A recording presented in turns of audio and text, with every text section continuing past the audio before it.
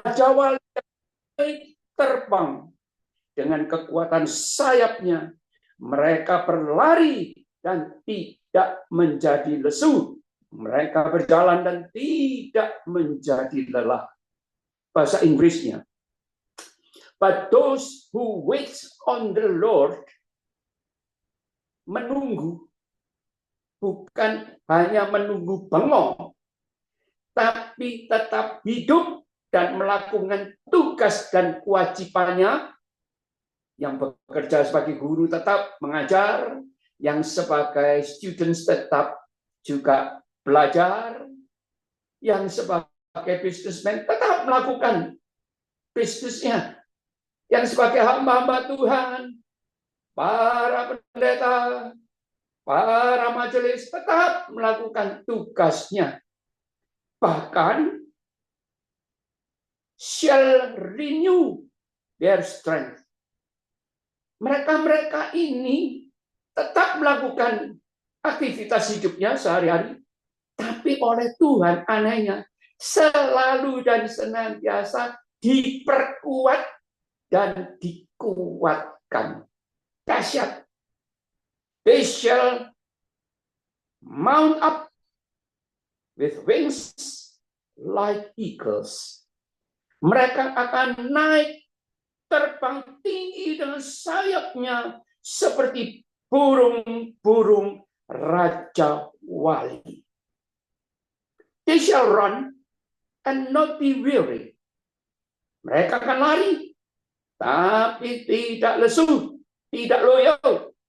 They shall walk and not faint. Mereka akan berjalan dan tidak menjadi lelah. Kenapa? Tuhan mempersonifikasikan manusia itu seakan-akan sebagai burung Raja Wali.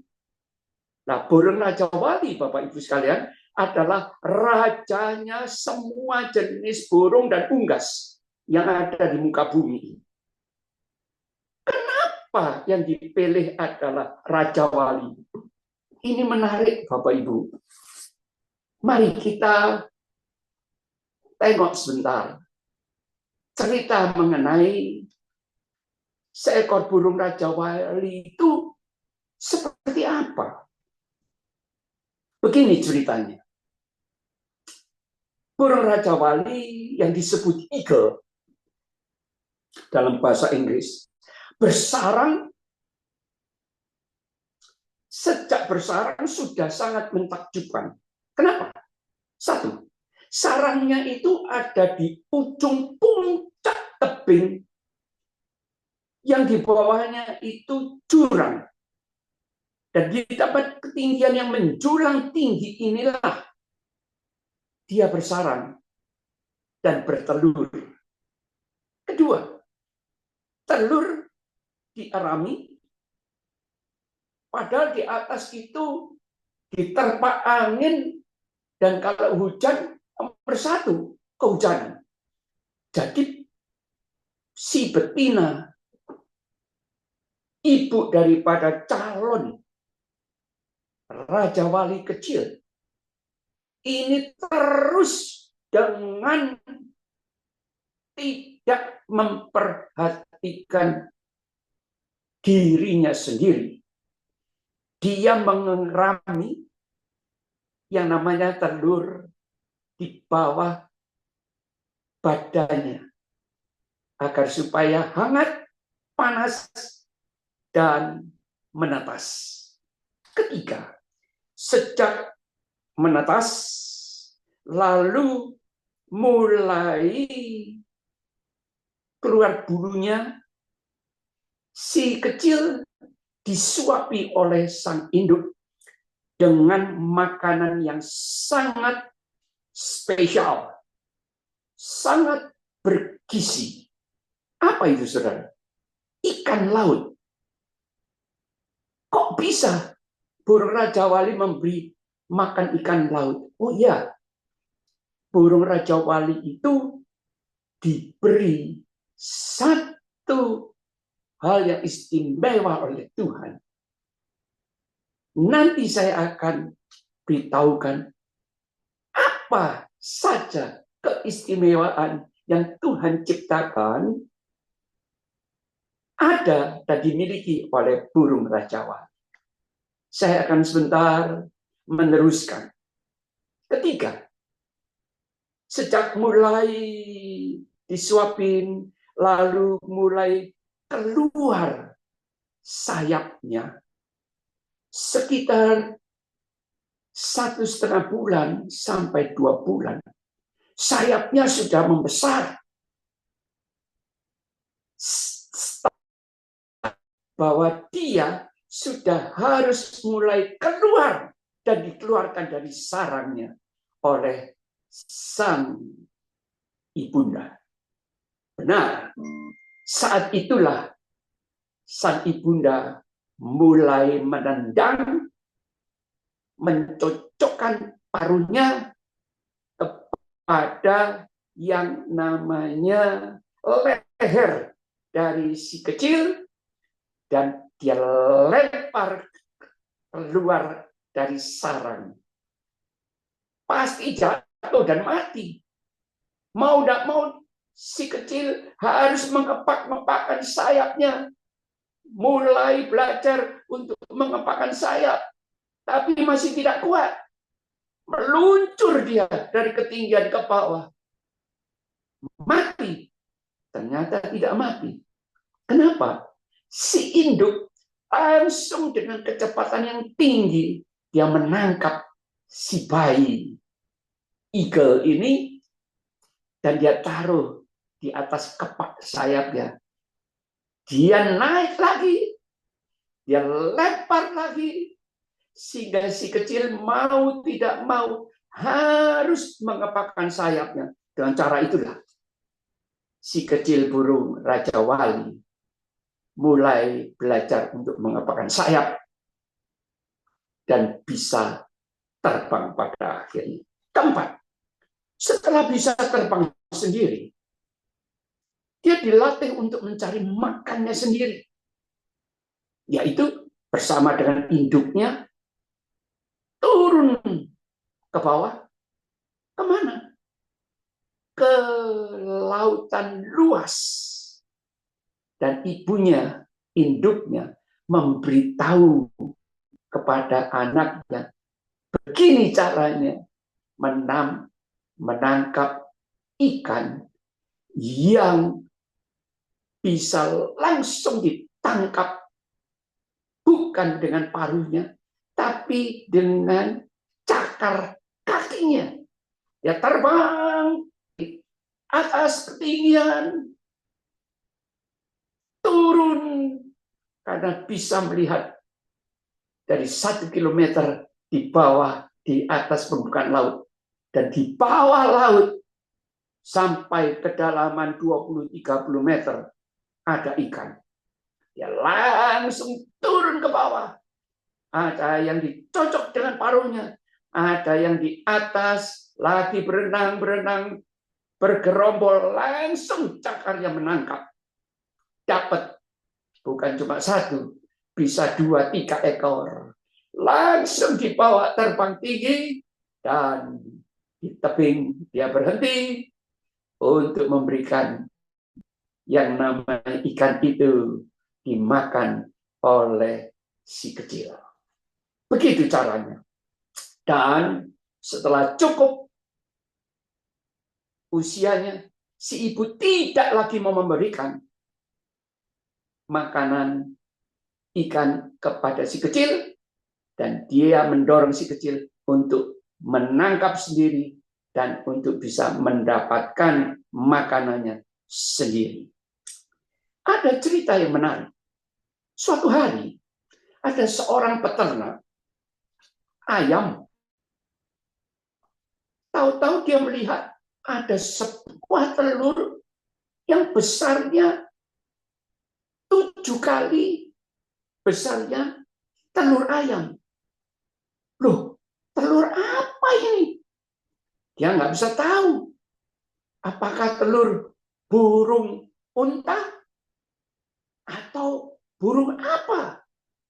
Dia ambil oleh si peternak, lalu ditaruh di antara telur-telur yang lain, di mana sang induk sedang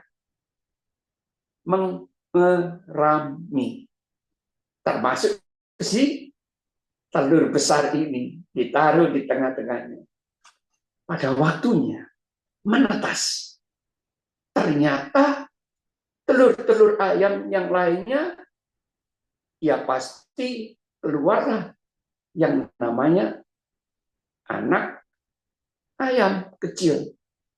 Tapi telur yang besar, apa? Menetas setelah kulitnya terbuka. Sebuah burung, seekor seperti burung besar. Lebih besar badannya dari ayam. Nah, karena dari kecil sudah kumpul bersama, tambah lama tambah besar.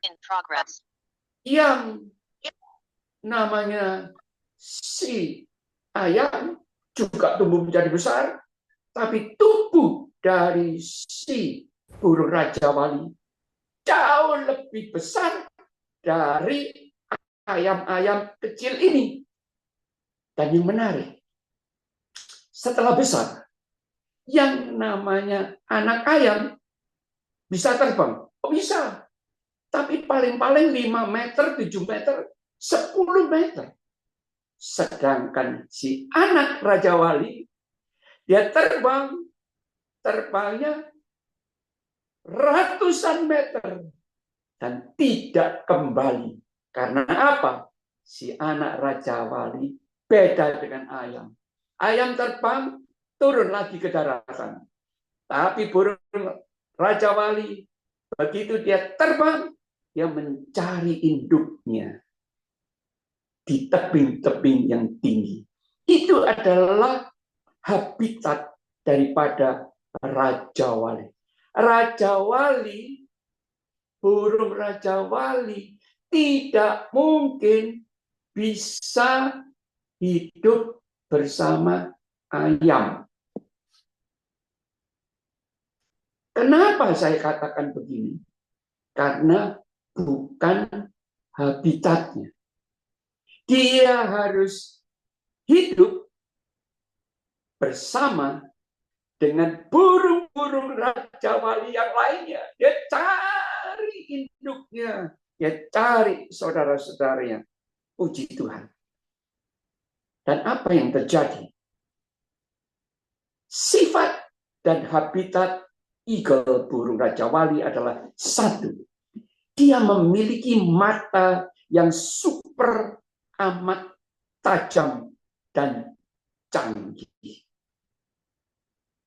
Dia bisa melihat dari ketinggian 1-2 kilometer. Berarti 1.000 sampai 2.000 meter di atas air laut. Dia bisa melihat di bawah itu ada ikan atau tidak.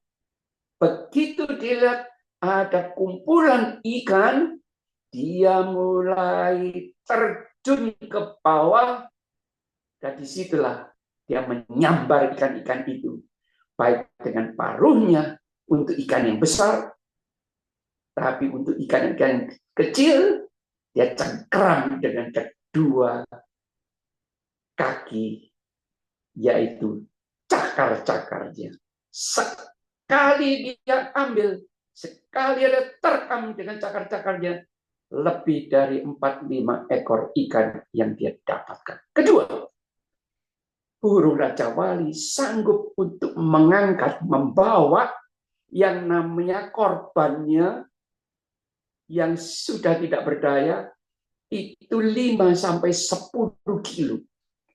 Seekor burung bisa mengangkat beban 5-10 kilo. Apa yang dia angkat? Ternyata dia suka juga yang namanya bukan anak ayam, tapi anak domba atau anak yang namanya serigala, atau anak dari kambing. Begitu kambing baru beranak, dia incar dari atas. Dan dia suka itu ikan, maksudnya daging dari anak kambing.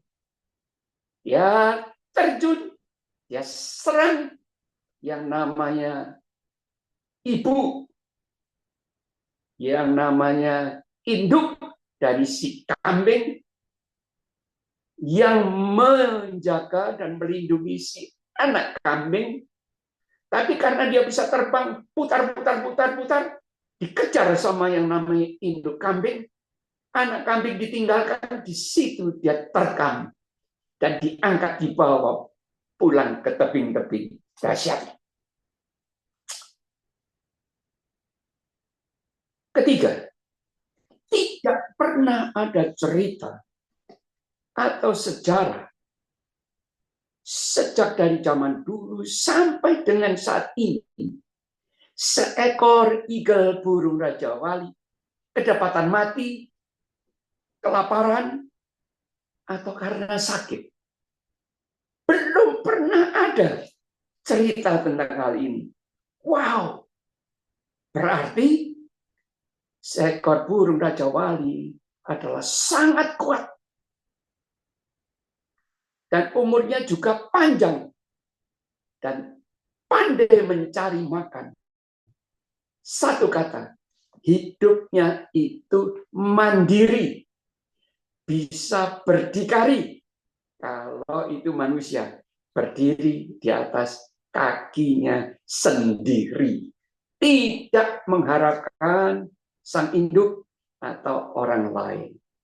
Itu sebabnya orang percaya, pengikut Kristus, yang percaya kepada Elohim, yang percaya kepada Allah Israel Yahweh, oleh sang penulis, yaitu Nabi Yesaya, ditulis oleh Roh Kudus melalui tangannya, orang-orang percaya bagaikan seekor burung Raja Wali.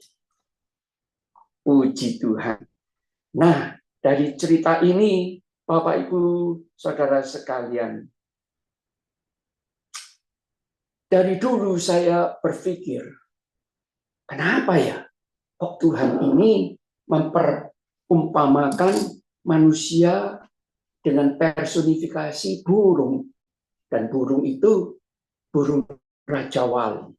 Selain Tuhan Yesus sendiri pernah ngomong, burung pipit yang terbang di udara tidak pernah mati kelaparan. Juga yang namanya tanaman bunga bakung tidak akan pernah dia mati, tapi akan layu, bukan karena dia tahu-tahu tidak bisa hidup. Tapi manusia diperumpamakan oleh Tuhan di dalam kitab Yesaya 40 ayat ke-22 sampai ayat yang ke-26. Di situ diceritakan bahwa manusia ini belum pernah ada yang tahu di luar burung Raja Wali. Manusia belum pernah tahu bahwa bumi itu bulat. Justru di perikop Yesaya 40 inilah Tuhan membukakan mata manusia supaya dia tahu dan jeli bahwa bumi ini diciptakan oleh Tuhan bulat. Dan ini adalah ilmu pengetahuan yang Tuhan berikan lewat Nabi Yesaya. Itu yang pertama. Itu ada di ayat 22. Dia yang bertahta di atas bulatan bumi, yang penduduknya seperti belalang, penduduk bumi banyak sekali, seperti belalang. Dia yang membentangkan langit seperti kain dan memasangnya seperti kemah kediaman. Dia yang membuat pembesar-pembesar menjadi tidak ada dan yang menjadikan hakim-hakim dunia sia-sia saja. Kenapa Tuhan ngomong tentang ini? Ternyata lewat Yesaya 40 ini, selain dia hendak berbicara dan menerangkan tentang manusia yang dipanggil dan dipilih olehnya untuk menjadi orang percaya yang mengikuti dia, bagaikan burung Raja Wali, tapi dia ingin memberitahukan bahwa Tuhan Allah pencipta manusia dan bumi dengan segala isinya itu sangat amat berkuasa. Nah, ada orang-orang di dunia ini yang sok suka berkuasa. Siapa mereka itu? Pembesar-pembesar. Maaf. Para hakim, para jaksa, hamba hukum, banyak. Bukan cuma di Indonesia. Di dunia ini, yang diberi kekuasaan untuk menghakimi sebagai aparat hukum, tetapi telah melanggar batas-batas yang diberikan kepadanya. Lalu menjadi, minta maaf, saya harus bicara, sok kuasa. Banyak pemimpin, bukan cuma pembesar dan hakim-hakim dan aparat hukum, tapi juga pemimpin-pemimpin, maaf, di sekolah, di gereja, di organisasi masyarakat, ingin sok berkuasa. Tuhan mengingatkan bahwa yang sangat berkuasa adalah Tuhan Allah sendiri. Dan dia sudah mengingatkan manusia bahwa manusia itu ternyata sama seperti rumput. Ada di Yesaya 40 ayat yang ke-8. Manusia diibaratkan sebagai rumput menjadi kering. Bunga menjadi layu. Tetapi firman Allah kita tetap untuk selama-lamanya. Bicara mengenai yang namanya manusia. Dilanjutkan di ayat yang ke-24. Supaya Anda dan saya selalu ingat sadar bahwa kita ini ciptaan Tuhan. Jangan sampai kita ini menyakiti hati Tuhan dengan berperilaku sok berkuasa, sok suka memerintah, sok suka memperdaya orang yang lemah. Ini ayatnya, ayat yang ke-23. Dia yang membuat pembesar-pembesar menjadi tidak ada dan yang menjadikan hakim-hakim dunia sia-sia saja. 24. Baru saja mereka ditanam, baru muncul, baru berkuasa, baru saja mereka ditaburkan seperti benih, baru saja cangkok mereka berakar di dalam tanah, baru mulai tumbuh kalau itu tanaman, sudah juga ia meniup kepada mereka, sehingga mereka kering dan diterbangkan oleh badai seperti jerami. Dengan siapa hendak kamu samakan aku? Kata Tuhan Allah, seakan-akan aku seperti dia, seperti manusia, firman yang Maha Kudus. Ayat yang ke-26. Arahkanlah matamu ke langit, dan lihatlah siapa yang menciptakan semua bintang-bintang itu dan menyuruh segenap tentara mereka keluar sambil memanggil nama mereka sekaliannya.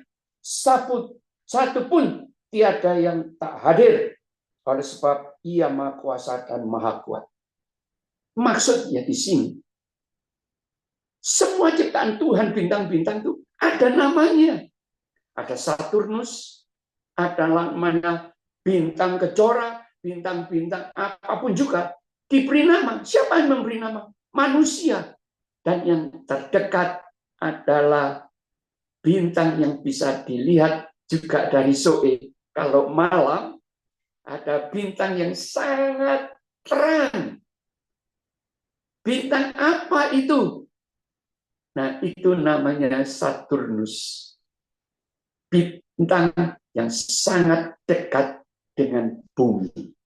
Nah, saudaraku sekalian, Tuhan itu mengingatkan kita manusia yang dinamakan sebagai Raja Wali itu di dalam ayat yang ke-10 seperti ini. Lihat, itu Tuhan Allah, Yahweh, Elohim, El Shaddai, Tuhan Allah, pencipta langit dan bumi, Allahnya bangsa Israel, dan kita, kaum percaya, Kristiani, sebagai Israel baru. Ia datang dengan kekuatan dan dengan tangannya, ia kuasa. Lihat mereka yang menjadi upah jerih payahnya, ada bersama-sama dia. Dan mereka yang diperolehnya berjalan di hadapannya. Loh, apa ini hubungannya dengan Raja Wali? Ternyata kaum percaya yang diperumpakan oleh Tuhan sebagai burung-burung Raja Wali itu adalah orang-orang dari hasil jerih payahnya. Kapan? Nubuatan ini berlaku untuk keturunan Daud yang disebut Isa Al-Masih, putra Maryam, Yesus Kristus, anak Yusuf dan Maria. Kita sebagai anak-anak Tuhan yang percaya kepada Kristus, itu adalah hasil kerja jerih payah dari Tuhan Yesus yang rela datang ke dunia untuk lahir di kandang pada saat Natal.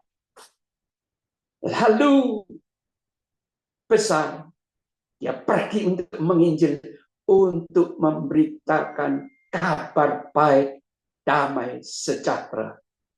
Pada siapa kepadanya tidak akan binasa, tetapi memperoleh hidup yang kekal, keselamatan yang kekal. Dan inilah orang-orang yang didapatkan oleh Kristus.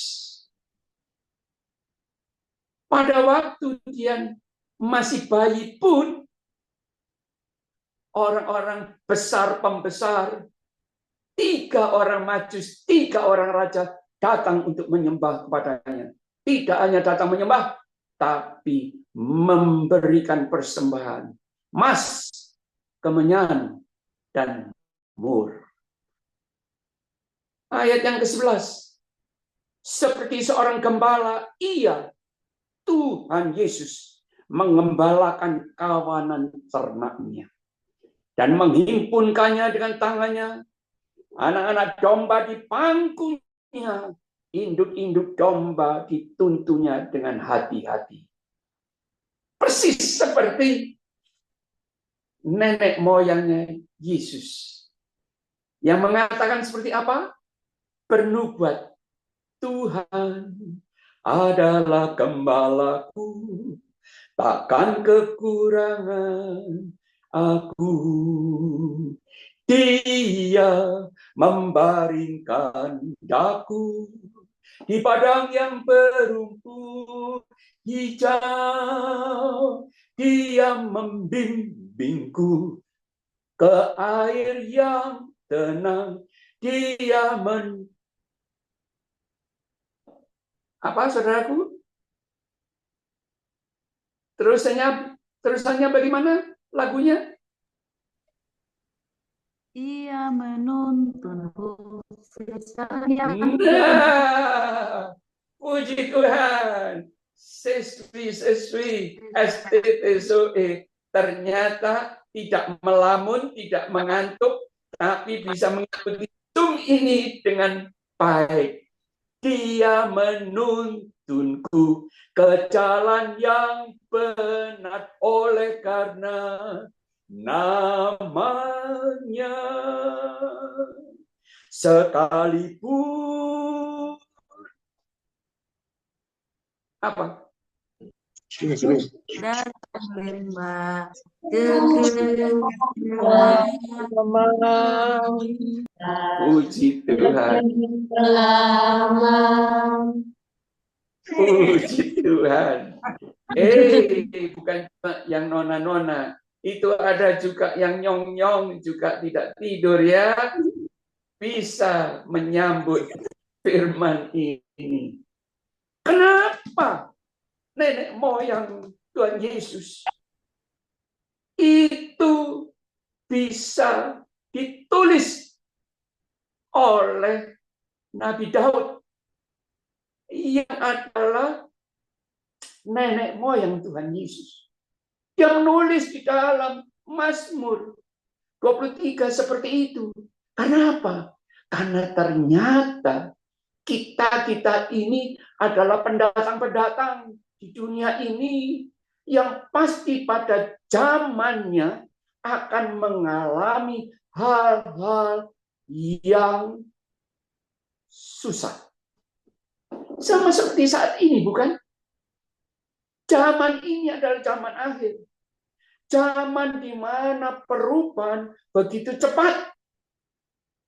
Baru saja kita memiliki yang namanya HP, handphone. Handphone ini kita sayang-sayang karena mereknya Apple. Waduh, HP yang mahal. Baru keluar. Yang 4. Sudah keluar lagi. Yang kelima.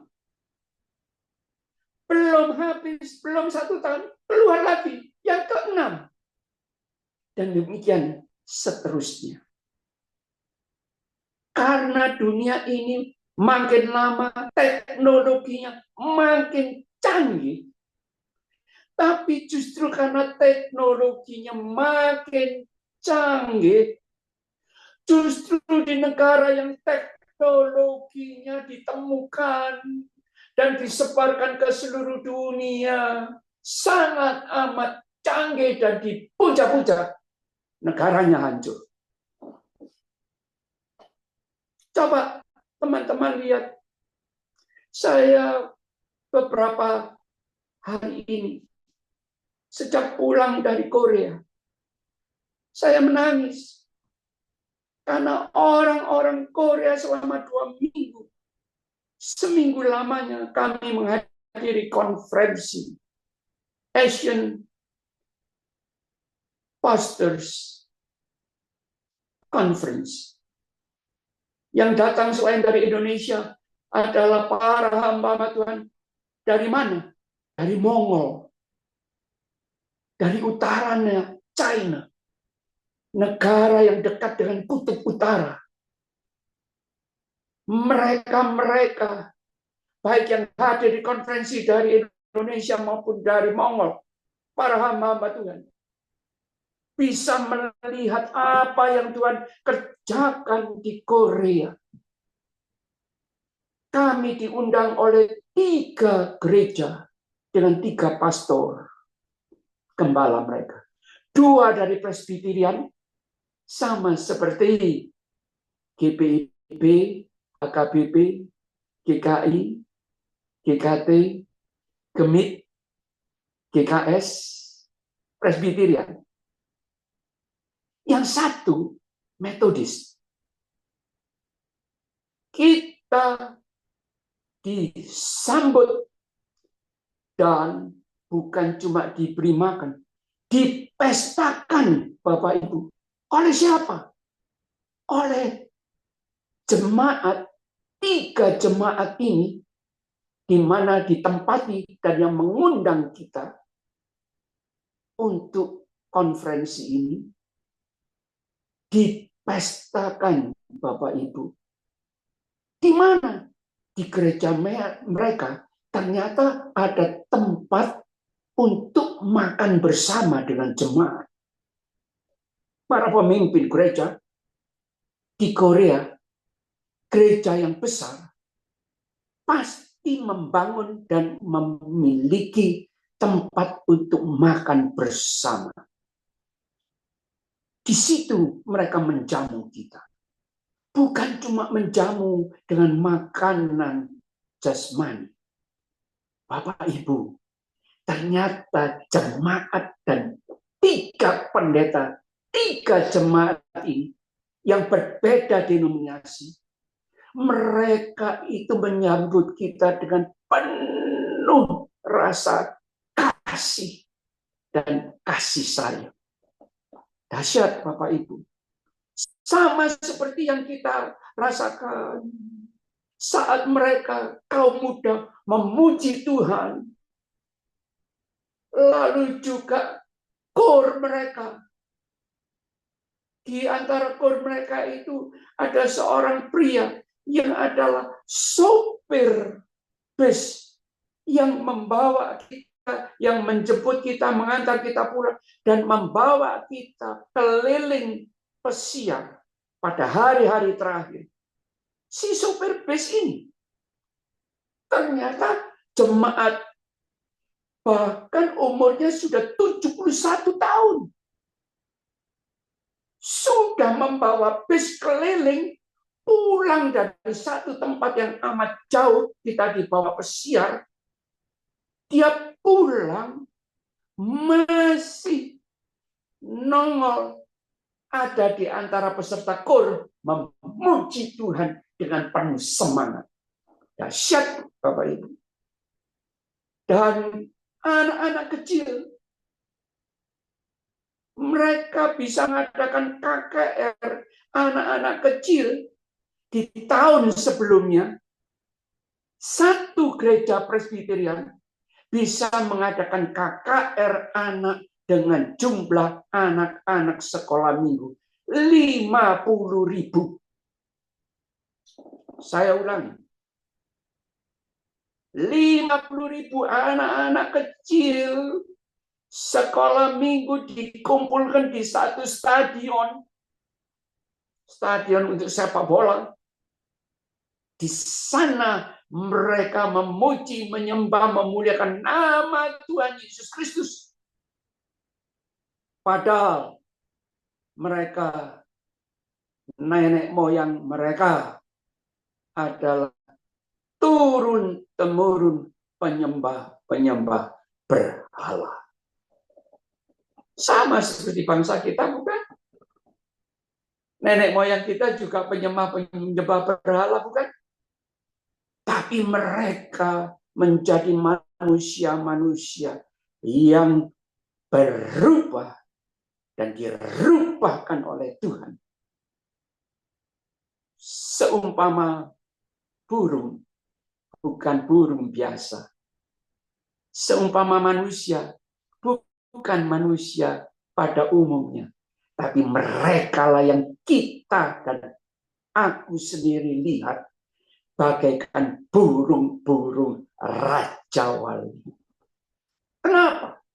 Ternyata mereka telah mengalami satu hal yang ditulis di dalam kitab Efesus 9. Efesus 9 ayat yang ke-8, bunyi firman Tuhan seperti ini. Efesus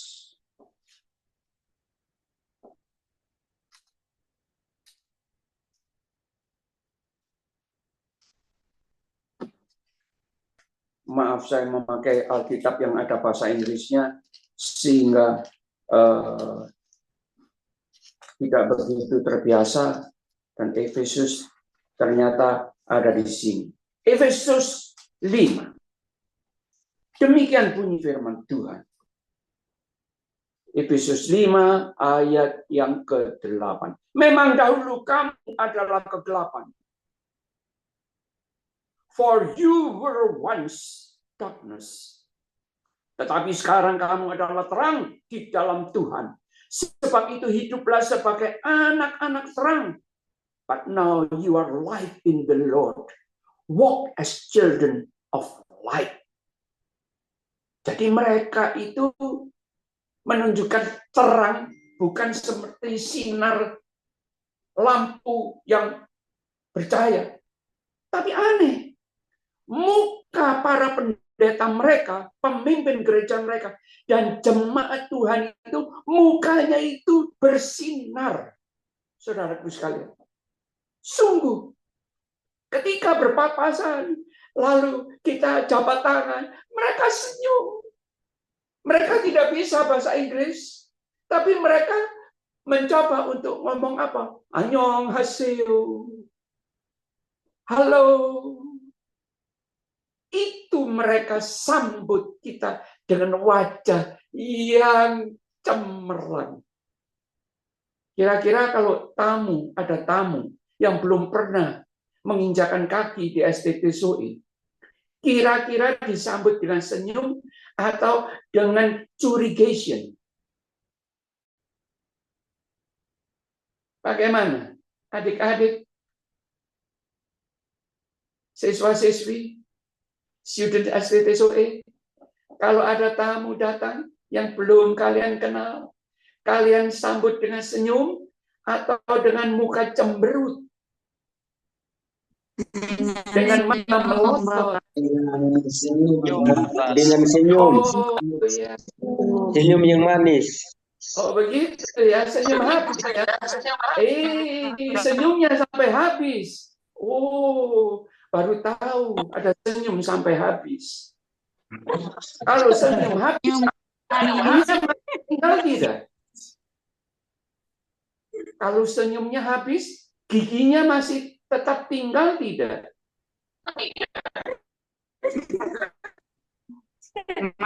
Mereka orang-orang dari 3 gereja jemaat Tuhan itu, mereka sudah keluar dari kegelapan, keluar dari penyembahan berhala, penyembahan roh-roh nenek moyang.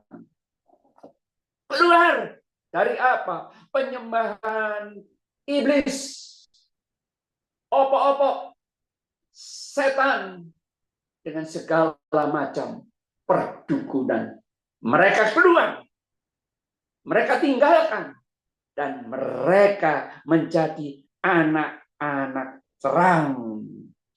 Karena, ini tandanya, karena terang hanya berbuahkan 1 kebaikan, 2 keadilan, dan 3 kebenaran. Siapa pohon terang? Tuhan Yesus. Anda dan saya harus seperti Tuhan Yesus. Seperti pohon terang yang berbuahkan 1 kebaikan. Anak-anak yang baik. Dan nantinya kalau menjadi orang tua, menjadi pemimpin masyarakat, menjadi orang-orang yang 1, orang yang baik. Kedua, berbuahkan keadilan.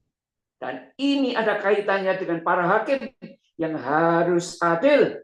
Anda dan saya nanti kalau sudah berkeluarga dan mempunyai anak-anak, jangan sekali-kali membedakan anak yang pertama, anak yang kedua, anak yang ketiga.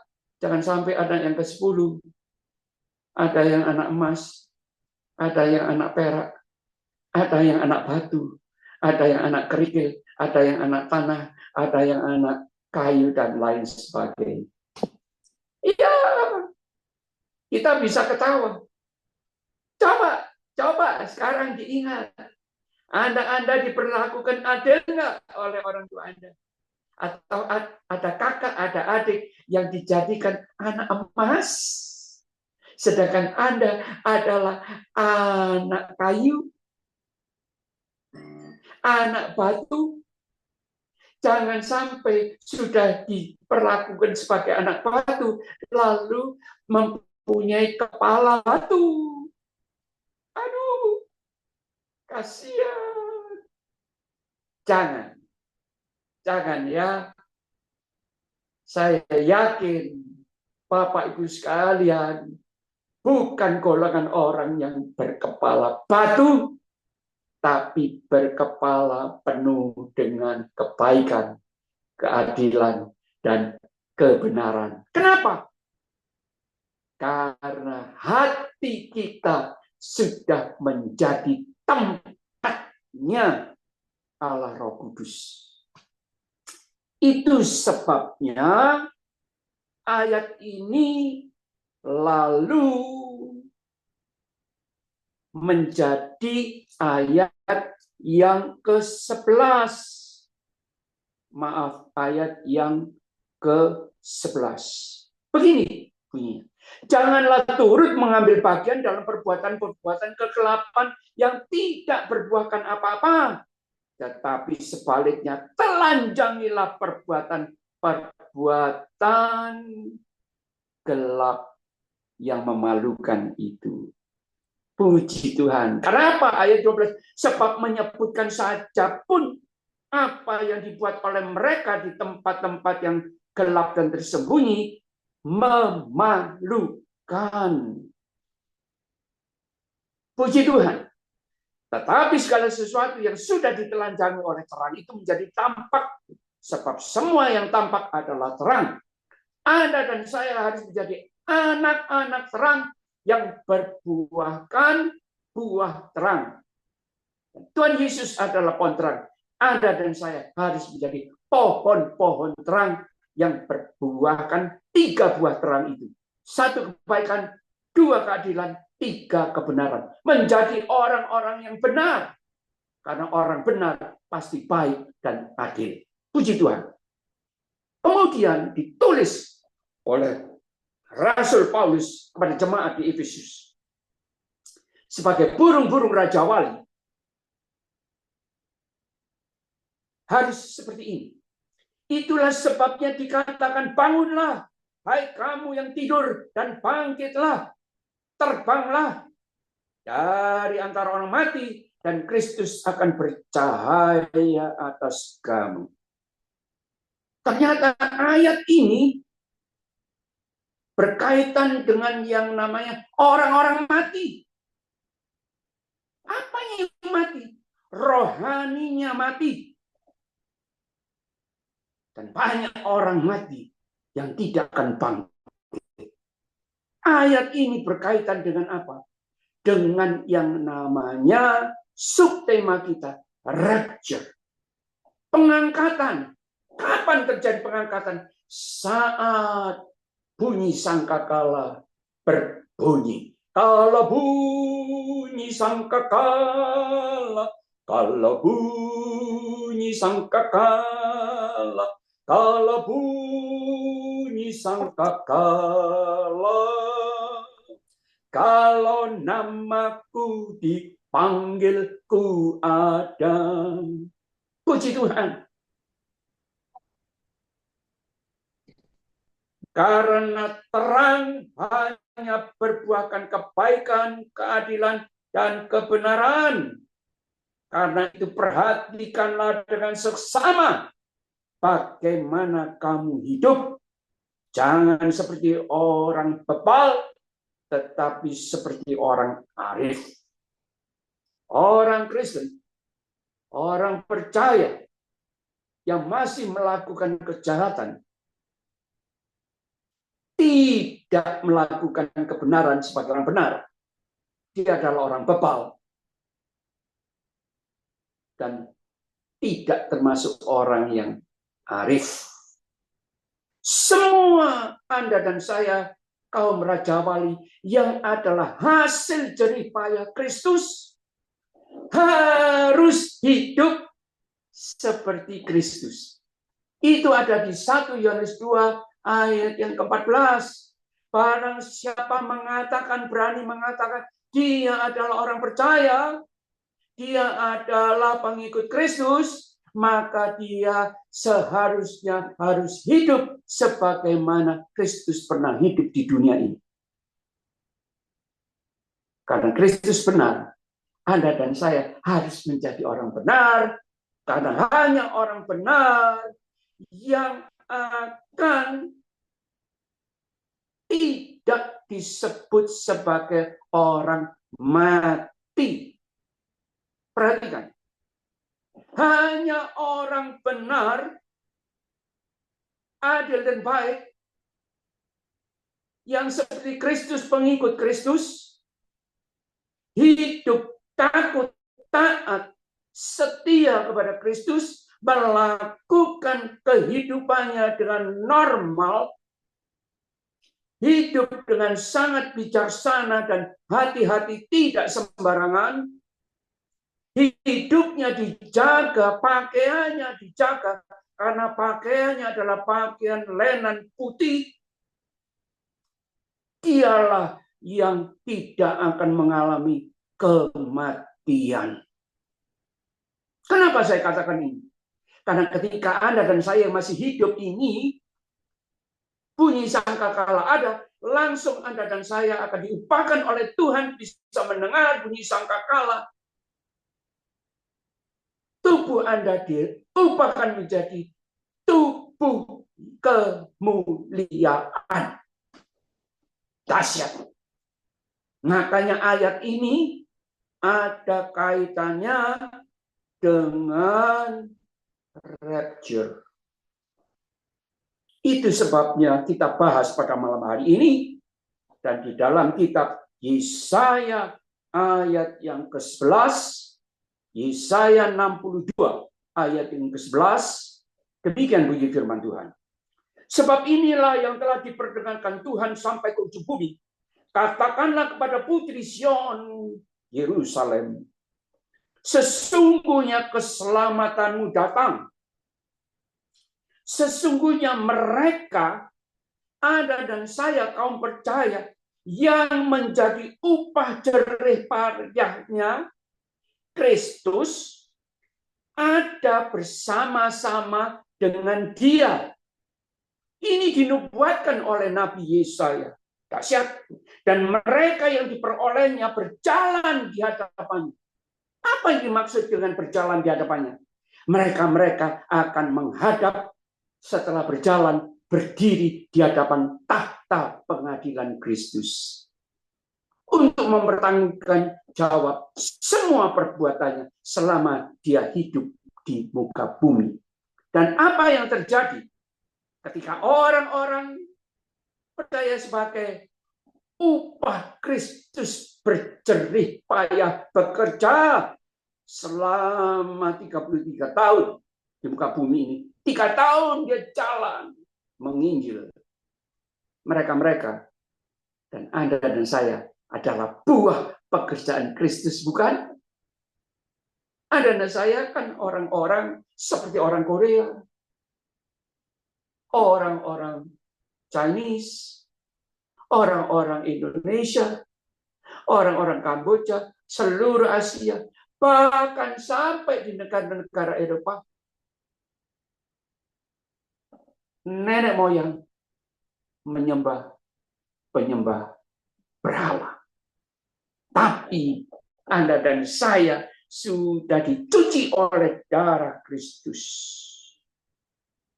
Ayat 12, orang yang menyebutkan mereka bangsa kudus, karena sudah dicuci oleh darah Kristus yang kudus. Orang-orang tebusan Tuhan, TUHN huruf besar, yang adalah namanya YHWH, Yahweh, Allah Israel, pencipta langit dan bumi dengan segala isinya. Dan engkau akan disebutkan yang dicari, kota yang tidak ditinggalkan, Yerusalem. Saudaraku, ayat ini mereka yang dicari oleh Tuhan. Kalau Anda dan saya jatuh dalam dosa, Ingat, Tuhan selalu akan cari Anda dan saya. Kemanapun kita pergi, meninggalkan jalan kebenaran, Tuhan akan cari. Itu sebabnya pada malam hari ini firman Tuhan hidup. Tuhan Yesus hidup dan Dia mencari Anda dan saya, terutama yang belum pernah kenal, belum pernah percaya, dan belum pernah menerima Kristus sebagai Juru Selamat. Percayalah, terimalah Dia sebagai Juru Selamat hidupmu. Karena apa? Ini yang akan terjadi bagi orang-orang percaya yang adalah hasil kerja Kristus. Ada dicatat di dalam kitab Wahyu 20. Ayat yang pertama, kitab Wahyu 20. Tentang orang-orang percaya. Ayat yang pertama. Lalu aku, Yohanes, melihat seorang malaikat turun dari sorga, memegang anak kunci jurang maut dan suatu rantai besar di tangannya. Ia menangkap naga si ular tua itu, yaitu iblis dan setan. Dan ia mengikatnya 1000 tahun lamanya. Lalu melemparnya ke dalam jurang maut dan menutup jurang maut itu dan memeteraikannya di atasnya. Supaya ia, setan iblis, jangan lagi menyesatkan bangsa-bangsa sebelum berakhir masa 1000 tahun itu. Kemudian daripada itu ia akan dilepaskan untuk sedikit waktu lamanya. Saudara-saudara, tolong bisa dibaca kitab Wahyu ini bukan untuk sebagai buku yang menakut-nakuti, tapi semuanya ini akan terjadi. Harus dibaca untuk dipelajari dan diselidiki. Ayat yang keempat. Lalu aku melihat tahta-tahta dari orang-orang yang duduk di atasnya. Jadi ada tahta-tahta. Tahta berarti kerajaan. Berarti tahta-tahta kursi-kursi ini adalah kursi-kursi kerajaan. Yang duduk pasti adalah raja. Kepada mereka diserahkan kuasa untuk menghakimi. Aku juga melihat jiwa-jiwa mereka yang telah dipenggal kepalanya karena kesaksian tentang Yesus dan karena firman Allah yang tidak menyembah binatang itu dan patungnya, dan yang tidak juga menerima tandanya pada dahi dan tangan mereka. Dan mereka hidup kembali. Mati. Mati. Yohanes mati. Mati. Yesaya mati. Mati.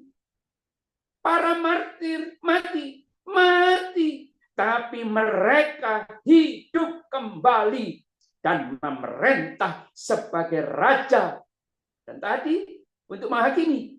Berarti sebagai raja dan hakim bersama-sama dengan Kristus untuk masa 1000 tahun. Itu sebabnya Tuhan memakai simbol personifikasi. Bukan ayam, bukan burung gereja, burung dara, tapi burung Raja Wali. Supaya apa? Sifat dari burung Raja Wali mandiri, matanya tajam, penglihatannya tajam. Penglihatan apa? Bukan cuma fisik tubuh, tapi penglihatan secara rohani tajam. Peka akan suara Tuhan. Ini yang dimaksud dengan burung Raja Wali. Tidak gampang menyerah. Tidak terbang sembarangan rendah-rendah. Tidak. Terbangnya itu justru menyongsong badai. Ingat. satu-satunya burung di dunia yang diciptakan oleh Tuhan Allah adalah hanya burung Raja Wali lah yang senang bermain-main dengan badai. Saat badai menghantam bumi, burung Raja Wali terbang bersama-sama dengan badai. Malah bermain-main dengan badai. Kenapa? Karena ada firman Tuhan. Di dalam badai ada Tuhan Yesus, pencipta langit dan bumi. Ayat yang di mana? Ayo, silakan Anda cari bahwa Tuhan ada di dalam badai. Badai apa? Bukan cuma badai secara fisik, angin ribut, tetapi badai yang menghantam kehidupan anak-anak manusia. Saudaraku, kalau dunia ini semakin hancur, kalau dunia ini semakin sulit di bidang ekonomi, di bidang politik, di bidang sosial, juga di bidang keadilan, tidak ada lagi keadilan. Tuhan ada di dalam badai kehidupan. Puji Tuhan. Yang terakhir, tetapi orang mati yang lain tidak bangkit sebelum berakhir masa 1000 tahun itu. Saudaraku, mungkin ayah, ibu, saudara, orang tua saudara, family, banyak yang sudah meninggal, yang sudah percaya Kristus. Mereka akan bangkit, termasuk Yesaya, termasuk Nabi Daud, Raja Daud.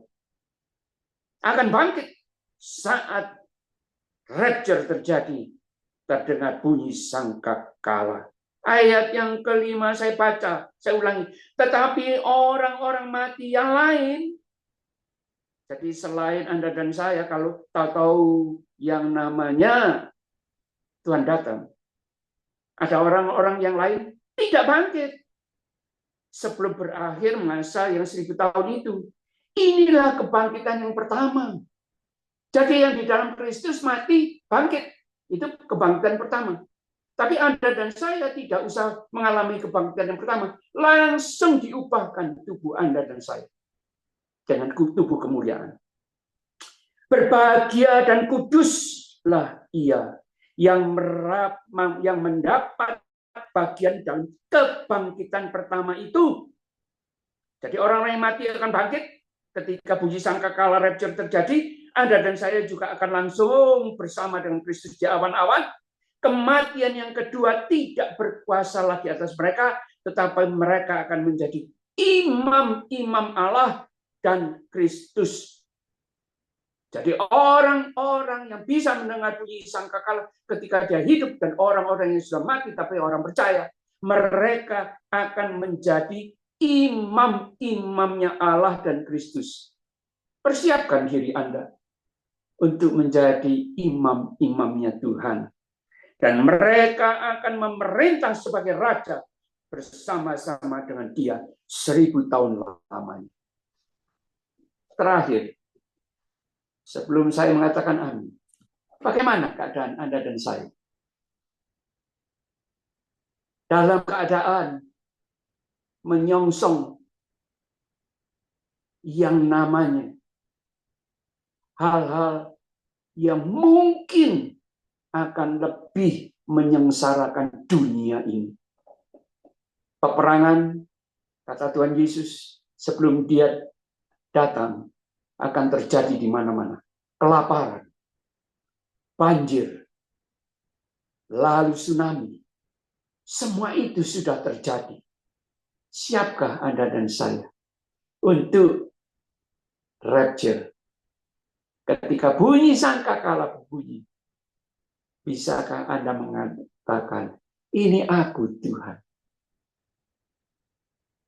Saran saya, hendaklah Anda semua, termasuk saya, akan bersiap diri sebagai 5 anak darah yang menyiapkan lampu minyak yang cukup supaya ketika mempelai laki-laki datang Tuhan Yesus Kristus, lampu akan tetap menyala. Bagaimana? Apakah Anda dan saya sudah menjadi burung Raja Wali yang diubahkan oleh Tuhan, mempunyai kekuatan, mempunyai yang namanya semangat untuk mengikut Tuhan, tidak bergeming, apapun yang terjadi, kesulitan apapun yang terjadi dan harus dihadapi bersama Tuhan, kita menang. Amin, saudaraku. Amin. Mari kita tundukkan kepala. Kita berdoa.